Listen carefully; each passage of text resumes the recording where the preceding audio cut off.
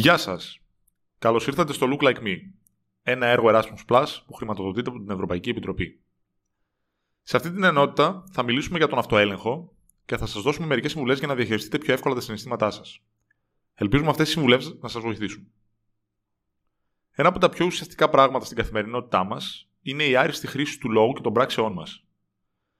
Ένα άτομο μπορεί να κάνει μια δήλωση που προκαλείται από μια εσωτερική παρόρμηση και αργότερα να ανακαλύψει ότι δεν έπρεπε να το είχε πει, ή ίσως να το είχε πει διαφορετικά.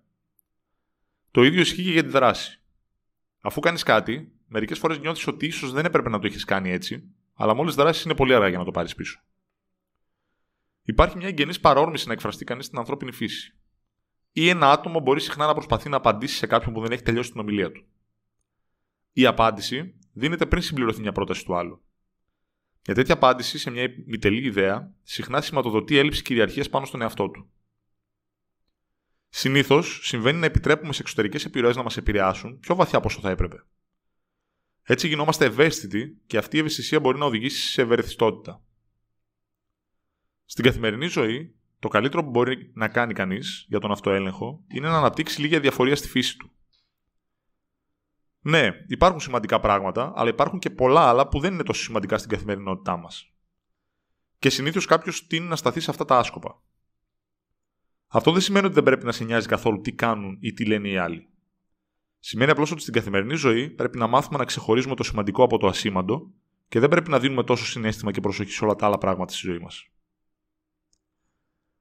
Ό,τι κάνει και νιώθει ένας άνθρωπος δημιουργεί μια ορισμένη ένταση στον εαυτό του. Είναι σοφό να αποφεύγετε οτιδήποτε θα σας κάνει να χάσετε την ισορροπία σας.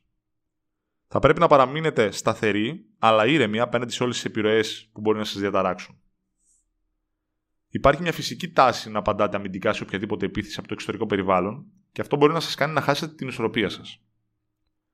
Επομένως, ο αυτοέλεγχος είναι το κλειδί για κάθε επιτυχία και ευτυχία. Όσοι μπορούν να διατηρήσουν την ισορροπία τους, αποκτούν κυριαρχία στην εξέλιξη της ζωής τους. Είναι απαραίτητο να γνωρίζουμε πώς να προστατεύσουμε τον εαυτό μας από επιρροές που μπορούν να διαταράξουν την ηρεμία και την εσωτερική μας γαλήνη. Γι' αυτό μπορούμε να σας δώσουμε μερικές συμβουλές για το πώς να ελέγχετε τον εαυτό σας σε τεταμένες στιγμές. Θυμηθείτε, αν παλεύετε με τον αυτοέλεγχο, θα παλέψετε με τη ζωή. Εδώ είναι 4 απλοί τρόποι για να μάθουμε να ελέγχουμε τον εαυτό μας. Κάντε ασκήσεις αυτοελέγχου. Η αποφυγή της κατανάλωσης γλυκών ή η μη χρήση συσκευών για μια ημέρα μπορεί να βελτιώσει την ισορροπία σας. Θα αυξήσει επίσης την αυτοπεποίθησή σας και τον έλεγχο του εαυτού σας σε αγχωτικές καταστάσεις. Απομακρυνθείτε από καταστάσεις που σας κρατούν πίσω. Όταν εμφανίζεται ένα εμπόδιο, το να βρούμε έναν καλό περισπασμό όπως να πάμε μια βόλτα ή να μιλήσουμε με ένα φίλο, μπορεί να μας βοηθήσει να ηρεμήσουμε και να σκεφτούμε πιο καθαρά. Επίσης, η αντικατάσταση των κακών συνηθιών με ανταποδοτικές ή θετικές συμπεριφορές είναι ένας πολύ καλός τρόπος για να απαλλαγείτε από τις αρνητικές ρουτίνες. Ανανεώστε την ενέργειά σας. Όταν χάνουμε τον έλεγχο, μπορεί να είναι εύκολο να πέσουμε σε κακή συμπεριφορά προς κάποιον. Ένας πολύ καλός τρόπος για να το αποτρέψετε αυτό είναι να φροντίζετε τον εαυτό σας. Η υγιεινή διατροφή και η άσκηση είναι μια καλή αρχή. Αυτές οι απλές μέθοδοι διασφαλίζουν ότι έχετε τα καλύτερα επίπεδα ενέργειας για να αντιμετωπίσετε το άγχος. Αλλάξτε το περιβάλλον σας. Η θεραπεία του περιβάλλοντός σας μπορεί να σας βοηθήσει να διατηρήσετε τον έλεγχο του εαυτού σας όταν το χρειάζεστε περισσότερο. Ξεκινήστε να κάνετε μικρές αλλαγές στη ζωή σας και θα δείτε τη διαφορά.